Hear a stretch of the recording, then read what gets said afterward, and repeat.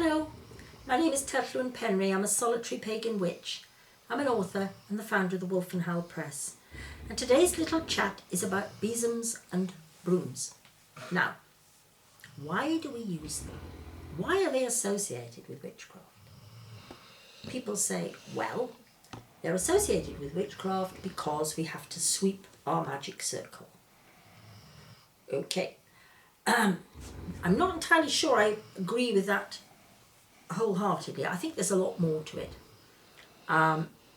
Firstly, we know from very ancient cave paintings and things like that, there were often birds with huge wings that looked like brushes.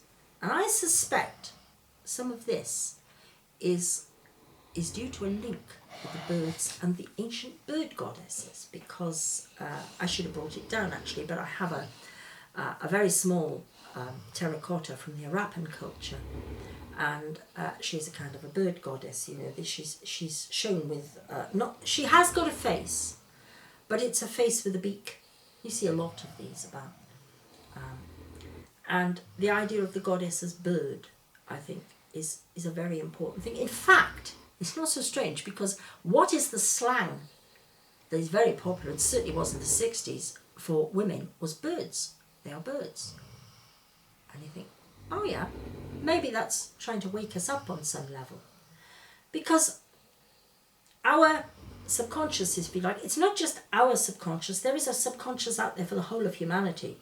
And every so often it undergoes these little shifts that sort of give it a jolt and it wakes up. So, I think brushes and brooms and besoms are connected with the original bird goddess because of the link with these huge birds with these massive wings outstretched, which are shown in tombs. So somehow this idea of the brush, the sweeping, is to do with death and burial, and perhaps even rebirth, we can't be sure. So that's one thing. I don't think the idea of the broom is just about sweeping your circle clean. I mean, I came down this morning, right? Dear little Archie, our new puppy, had, there were brushes and brooms everywhere because I don't have carpet here. So the floor has to be swept. And he decided to help himself. Well, he's already assassinated a mop. And he had a pretty good go at 2 brushes this morning as well. It's not just about sweeping. Sweeping is a very useful, magical tool. But I think it's important to understand why. Why is it connected with goddesses, with death? It's sweeping something away. Maybe it's sweeping the old life away. Maybe it's sweeping the soul away. We can't be sure. That's been lost. But bear it in mind, because there is the conscious mind. Think of it as a sandwich. Top layer of bread is the conscious mind. That's our everyday mind, the sort of mind that makes breakfast, goes to work, catches the bus, what have you. And in the middle is the subconscious mind, which is sort of dozing, and sometimes it will wake up and it will give us a warning, a premonition, things like that. It will give us a bit of insight into something. It will often communicate with us via our dreams. And then on the bottom layer, the bottom piece of bread, is the unconscious mind. And that is in a drunken stupor. Think of it that way. It's gone. Now, the only thing that can wake that mind up is the subconscious. But sometimes these little changes that we make in the way we think, they start to give the subconscious a jolt.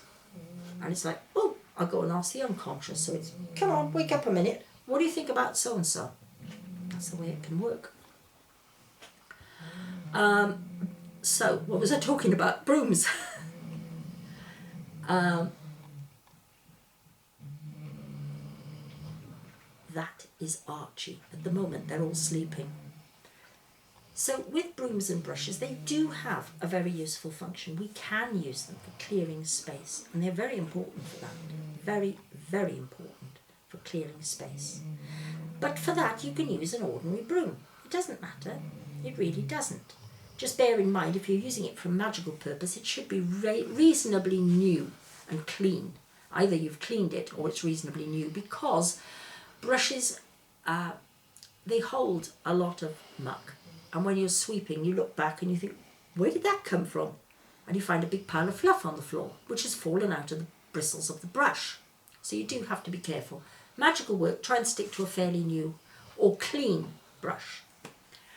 But the besom is slightly different, and the reason the besom is slightly different is that the besom allows you to sweep in a figure of 8. Now, why a figure of 8? Well, for some reason, for psychic self-defense, when you really need to break up a bad atmosphere, the figure of 8 works best of all.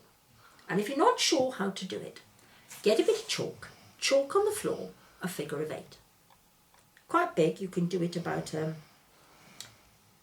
you could start off, but you need to be standing still, you don't want to walk, so I'd say no more than about a metre long, metre high, a yard high, 3 feet. And then stand so that you can brush both curves, both top and bottom, by standing still. So you are literally brushing like this. And you can get up quite a nice rhythm. Doesn't have to be fast, but it does need to be steady and firm. And it is really good. You can't do it so easily with an ordinary brush. So it's really good for that. And if you haven't got a broom, then what I would strongly suggest is a pole or a spoon even, a wooden spoon. If you've got a large wooden spoon about a foot long, something like that, that will do it if you have to. Broom, a besom is much better. A pole will do it, but not so well. So there we are. There's a few thoughts for you to be going on with. Give it a try. Bad atmosphere, psychic attacks, your besom is brilliant. If you just need to sweep a space to make it cleansed, an ordinary brush is okay. For magical work, it does need to be clean, or it needs to be at least fairly new. And otherwise, just carry on like I do, and you have to sweep the kitchen floor. Anyway, I hope you found that useful and interesting. Thank you very much for listening. Goodbye.